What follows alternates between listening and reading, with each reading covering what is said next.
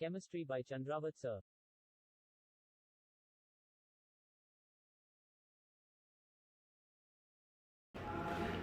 Hello students, मैं हूं SS Chandrawat. स्वागत है सभी का विनायक एजुकेशन ग्रुप के इस ऐप के ऊपर।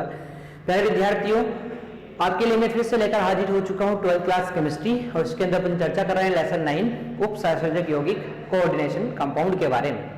इसमें अपनी चर्चा हुई थी पिछले सेशन में क्रिस्टल क्षेत्र सिद्धांत, क्रिस्टल फील्ड थ्योरी के बारे में, और क्रिस्टल फील्ड थ्योरी क्या होती है इसके बारे में अपन संपूर्ण चर्चा पिछले सेशन में कर चुके हैं। तो प्यारे विद्यार्थियों, पिछले सेशन को आपने ध्यानपूर्वक देखा होगा, ऐसी मेरी आशा है। जो विद्यार्थी यहाँ पर नए जुड़े हैं वो पिछले सेशंस को ध्यानपूर्वक कंप्लीट कर लें, ठीक है। अब क्रिस्टल क्षेत्र सिद्धांत की अपन बात करते हैं। तो देखो प्यारे विद्यार्थियों, क्रिस्टल क्षेत्र सिद्धांत जो होता है वो अष्टफलकीय संकुलों पर भी लागू होता है और चतुष्फलकीय संकुलों पर भी लागू होता है। किस प्रकार से ये अष्टफलकीय संकुलों पर लागू होगा, किस प्रकार से चतुष्फलकीय संकुलों पर लागू होगा, इसके बारे में अपन यहाँ पर चर्चा कर लेते हैं, ठीक है ना। तो आज का अपना हेडिंग है और वो है अष्टफलकीय संकुल में क्रिस्टल क्षेत्र विपाटन। अष्टफलकीय संकुलों में क्रिस्टल क्षेत्र विपाटन, ठीक है। अष्टफलकीय संकुलों में क्रिस्टल क्षेत्र विपाटन, इसके बारे में हम यहां पर बात कर लेते हैं। अब ध्यानपूर्वक आप लोग इस चीज को सुनेंगे, किस प्रकार से विपाटन होता है इसके बारे में मैं आपसे चर्चा यहां पर करने वाला हूं। देखो प्यारे विद्यार्थियों, इस प्रकार से मैं यहां पर बात करूं आप लोगों से, तो देखिए ये ऊर्जा का बढ़ता क्रम मैंने यहां पर ले लिया है। अब ध्यानपूर्वक आप लोग इसको देखेंगे, ठीक है। आपको पता है किसी भी केंद्रीय आयन के पास जो डी कक्षक होते हैं, मैंने आपको बताया था किसी भी केंद्रीय आयन के पास जो डी कक्षक होते हैं उन सभी की ऊर्जाएं क्या होती है, समान होती है। जानते हो आप लोग, इनकी ऊर्जाएं क्या होती है, समान होती है। देखो एक ही लाइन में आ रहे हैं, यानी ऊर्जाएं क्या होती है, इनकी समान होती है, इसलिए अपन इनको क्या बोलते हैं, समभ्रंश डी कक्षक कहते हैं। अब आप लोग बताएंगे कि ये 5 कक्षक कौन कौन से हैं, तो dxy है, dyz है, dxz है, dx2y2 है और dz2 है। तो ये कुल 5 कक्षक हैं जो क्या है, समभ्रंश डी कक्षक हैं, यानी कि इनकी ऊर्जाएं क्या है, समान है। यहां तक की बात सबको समझ में आ गई। क्रिस्टल क्षेत्र सिद्धांत के अनुसार मैंने आपको बताया था कि केंद्रीय आयन जो होती है, उस केंद्रीय आयन के पास, केंद्रीय धातु परमाणु के पास जो डी कक्षक होते हैं उनकी ऊर्जाएं प्रारंभ में समान होती है, इसलिए उन्हें क्या बोलते हैं, समभ्रंश डी कक्षक कहते हैं, ठीक है ना। अब संकुल का निर्माण कैसे होता है, यदि मैं आपसे चर्चा करूं तो ये केंद्रीय धातु परमाणु या आयन है, इससे अपन बात करें संकुल का निर्माण कैसे होगा। तो प्यारे विद्यार्थियों, संकुल का निर्माण करने के लिए इस केंद्रीय आयन के पास कौन आते हैं, लिगेंड आते हैं। कौन आते हैं, लिगेंड। अब देखो, जैसे ही इसके पास लिगेंड आएंगे तो लिगेंड क्या करेंगे, लिगेंड जो होते हैं ना, जब इस केंद्रीय धातु परमाणु के पास में आते हैं तो क्या होता है, ये लिगेंड जिनके पास क्या होता है, क्रिस्टल क्षेत्र होता है। क्या होता है इनके पास, क्रिस्टल क्षेत्र होता है। तो इनका क्रिस्टल क्षेत्र जो होता है ना, वो इसके इलेक्ट्रॉन घनत्व को प्रतिकर्षित करता है, या इनके इस डी कक्षकों को क्या करता है, प्रतिकर्षित करता है। और जब प्रतिकर्षण होता है तो ऊर्जा में वृद्धि होती है ना। देखा होगा ना आप लोगों ने, किसी को प्रतिकर्षित किया, धक्का अपन ने दिया तो सामने वाले की ऊर्जा में क्या हो जाती है, वृद्धि हो जाती है। बस वही चीज यहां पर है कि लिगेंड जैसे ही इस केंद्रीय धातु परमाणु के पास लिगेंड आता है तो इसके क्रिस्टल क्षेत्र के कारण ये जो केंद्रीय धातु आयन है इसके समभ्रंश डी कक्षक क्या होते हैं, प्रतिकर्षित होते हैं, जिससे उनकी ऊर्जा में क्या हो जाती है, वृद्धि हो जाती है। यानी कि यहां पर क्या हुआ, ऊर्जा में वृद्धि हो गई है। देखो पहले ऊर्जा इतनी थी, ठीक है, अभी ऊर्जा कितनी हो गई, इतनी। ऊर्जा में क्या हुई है, वृद्धि हो गई है इस प्रकार से dxy dyz dxz dx square y square dz square. ठीक है, तो अपन क्या लिखेंगे यहां पर, लिगेंडों की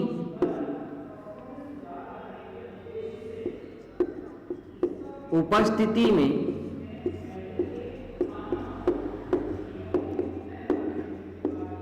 डी कक्षक, लिगेंडों की उपस्थिति में डी कक्षक जो होते हैं उनकी ऊर्जा, डी कक्षकों की ऊर्जा क्या हो गई, बढ़ गई। यहां तक की बात समझ में आई।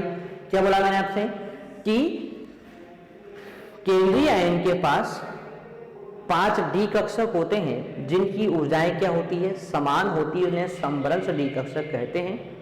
परंतु जैसे इसके लिगेंड इस केंद्रीय आयन के समीप आएगा तो लिगेंड की क्रिस्टल क्षेत्र के कारण वो जो केंद्रीय आयन है उसके डी कक्षक क्या होते हैं, प्रतिकर्षित होते हैं, जिससे उनकी ऊर्जाओं में क्या हो जाती है, वृद्धि हो जाती है। देखो ऊर्जा में क्या हो गई है, वृद्धि हो गई। होगी बात समझ आ गई यहां पर।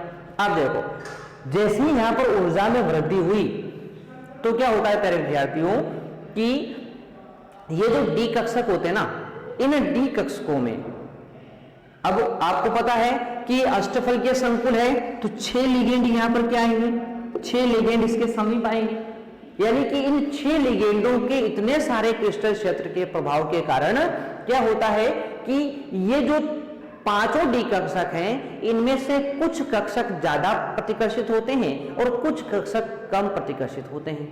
अब आपको पता है जो ज्यादा प्रतिकर्षित होंगे उनकी ऊर्जा क्या होगी, ज्यादा होगी, और जो कम प्रतिकर्षित होंगे उनकी ऊर्जा क्या होगी, कम होगी। ठीक है ना। तो यहां पर क्या होता है कि जैसे ही ये 6 लिगेंड इस धातु परमाणु के पास जाते हैं तो इनमें से डी कक्षक क्या होंगे, प्रतिकर्षित होंगे, और यहां पर से कुछ डी कक्षक ज्यादा प्रतिकर्षित होते हैं, कुछ डी कक्षक क्या होते हैं, कम प्रतिकर्षित होते हैं। जिन पर प्रतिकर्षण ज्यादा होगा उनकी ऊर्जाएं भी क्या होती है, ज्यादा होती है। जिनके प्रतिकर्षण कम होगा उनकी ऊर्जाएं क्या होगी, कम होगी।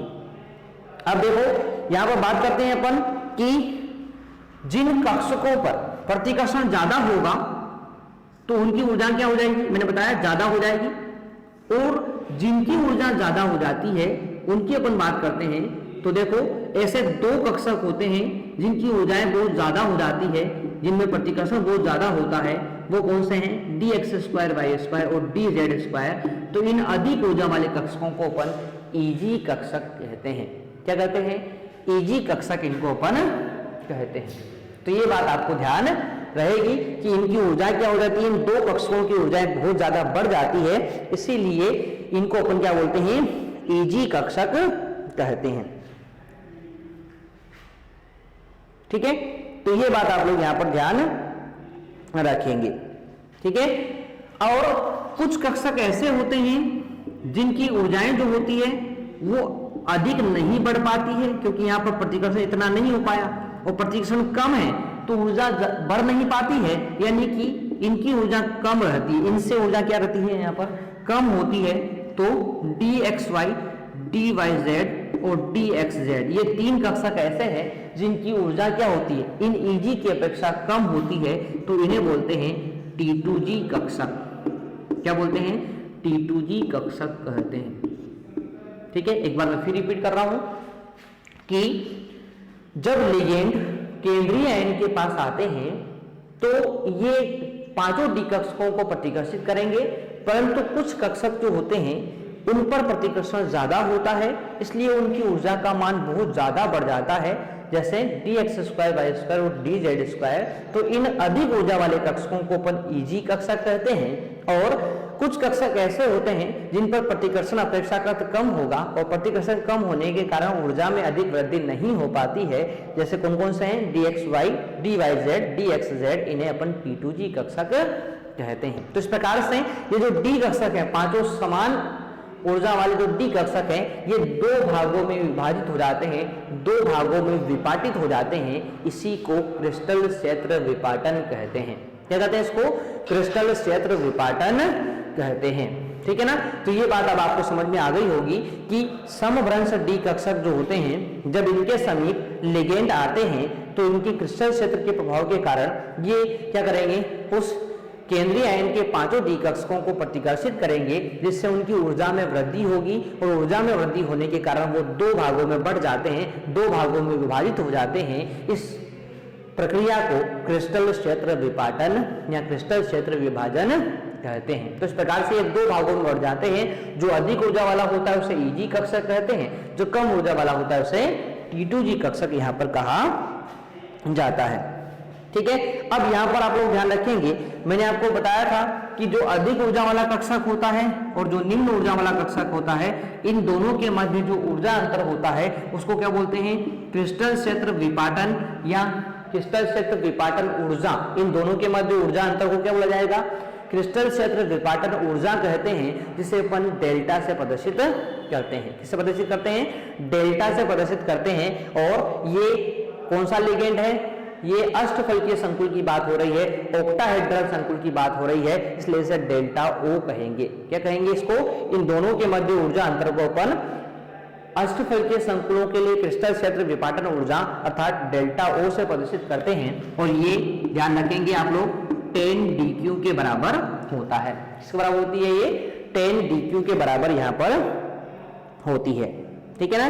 तो या तो आप डेल्टा ओ लिखोगे इसको, या फिर इसको एक और नाम दिया जाता है 10 DQ। तो ये क्या होती है? क्रिस्टल क्षेत्र विपाटन ऊर्जा होती है। अब इन दोनों में अपन बात करें, इन दोनों के बीच में यदि यहाँ पर एक अपन लाइन डाल देते हैं जो इन दोनों को दो भागों में बांटेगी इस प्रकार से, तो ये जो लाइन यहाँ पर आपको दिख रही है, इस लाइन का एक नाम होता है, इसको बेरी सेंटर कहते हैं। क्या कहते हैं इसको? बेरी सेंटर कहते हैं। इस बेरी सेंटर की ऊपर की तरफ ऊर्जा का मान ज्यादा है, जिसको अपन क्या करते हैं? 0.6 DQ लिखते हैं, और नीचे ऊर्जा का मान कम है तो ये 0.4 DQ होती है। तो इस प्रकार से अपन इसको प्रदर्शित करते हैं प्यारे विद्यार्थियों। ठीक है ना। और ध्यान रखेंगे ये ज्यादा है इसलिए प्लस का निशान लगाते हैं, ये कम है इसलिए माइनस का निशान अपने यहां पर लगा देते हैं, यानी कि ये माइनस का 0.4 है इस प्रकार से। ठीक है ना। तो ये बात अपनी बात यहाँ पर समझ में आ गई होगी आप लोगों को। एक बार मैं फिर रिपीट कर रहा हूं कि जब किसी केंद्रीय आयन के पास अष्टफलकीय संकुल का निर्माण करने के लिए 6 लिगेंड आते हैं, तो इन लिगेंडों के क्रिस्टल क्षेत्र के कारण इस केंद्रीय आयन के जो 5 समभ्रंश डी कक्षक जिनकी ऊर्जाएं पहले समान थी वो प्रतिकर्षित होंगे, और प्रतिकर्षित होने के कारण ऊर्जा में क्या हो जाती है?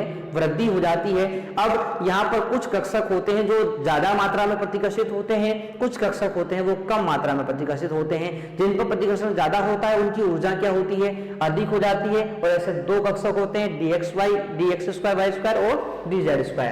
ठीक है। इसको अपन ईजी कक्षक कहते हैं। और जो कम प्रतिकर्षित होते हैं dxy, dyz, dxz, इनको अपन T2G कक्षक कहते हैं। अब ये अधिक ऊर्जा वाले कक्षक और निम्न ऊर्जा वाले कक्षक, इन दो कक्षकों में इन पांचों डी कक्षकों का विभाजन हुआ है। किसके कारण? क्रिस्टल क्षेत्र के कारण, इसलिए इसे क्रिस्टल क्षेत्र विपाटन या क्रिस्टल क्षेत्र विभाजन कहते हैं। और इन दोनों के मध्य जो ऊर्जा अंतर होता है उसे अपन डेल्टा ओ या 10 DQ से प्रदर्शित करते हैं।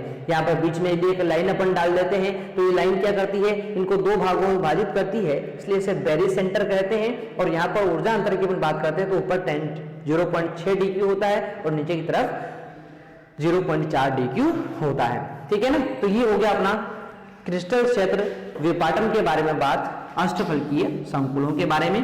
तो मैंने आपको यहाँ पर डायग्राम के माध्यम से समझा दिया है। इस डायग्राम को आप लोग यहाँ पर बना लेंगे। ठीक है। अब अपन इससे संबंधित महत्वपूर्ण बातों को यहाँ पर लिख लेते हैं। ठीक है ना। तो ये बात आपको समझ में आ गई होगी। चलो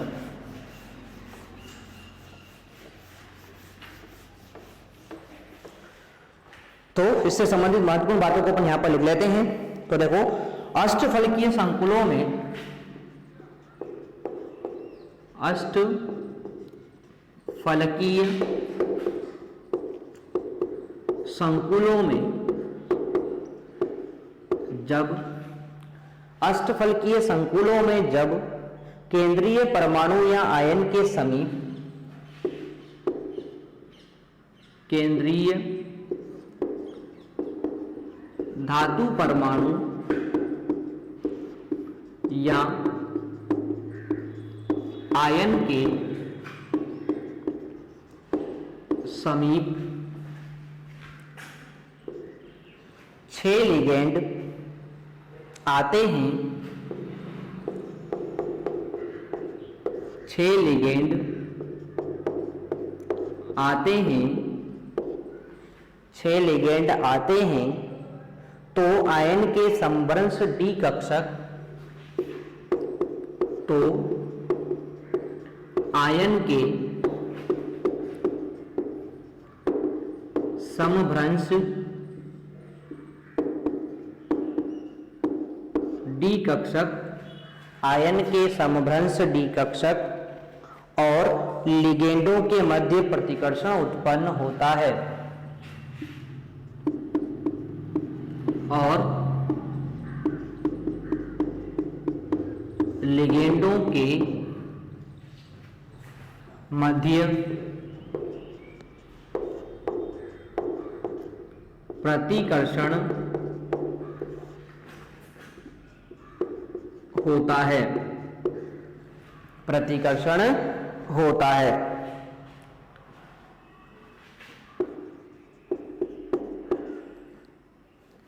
जो लिगेंडों के क्रिस्टल क्षेत्र के कारण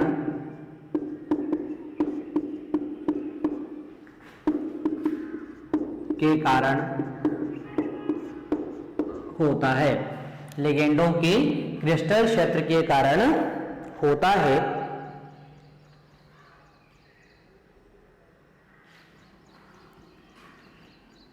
इसमें वे D कक्षक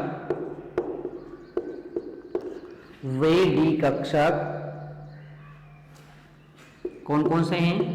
D x square y square, d z square, जिनकी पालियां लिगेंडों के विचलन की दिशा में पड़ती है, बिल्कुल सीधी में ना, जिनकी पालियां लिगेंडों के विचलन की दिशा में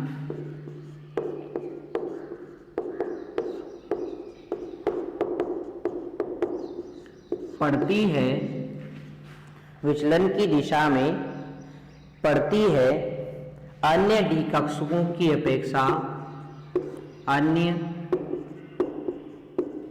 डी कक्षकों की अपेक्षा अधिक प्रतिकर्षित होते हैं, यानी बिल्कुल सीधी लिगेंड के बिल्कुल सामने पालियां होती हैं, इसलिए क्या होते हैं? ये अधिक प्रतिकर्षित होते हैं, अधिक प्रतिकर्षित होते हैं।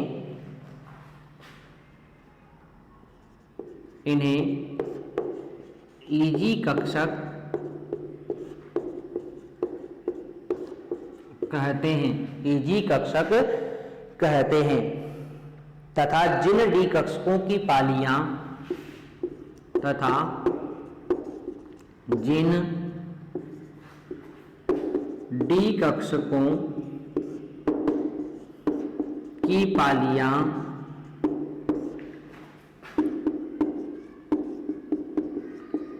लिगेंडों के विचलन की दिशा में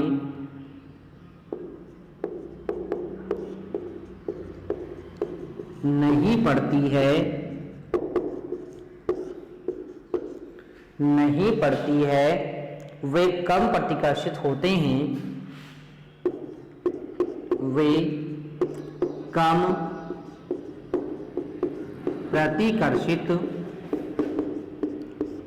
होते हैं इन्हें T2G कक्षक कौन कौन से हो गए, dxy, dyz और dxz कहते हैं, dxz कहते हैं। इन T2G व EG कक्षकों की ऊर्जाओं के अंतर को इन T2G व EG कक्षकों के मध्य ऊर्जाओं के अंतर को क्रिस्टल क्षेत्र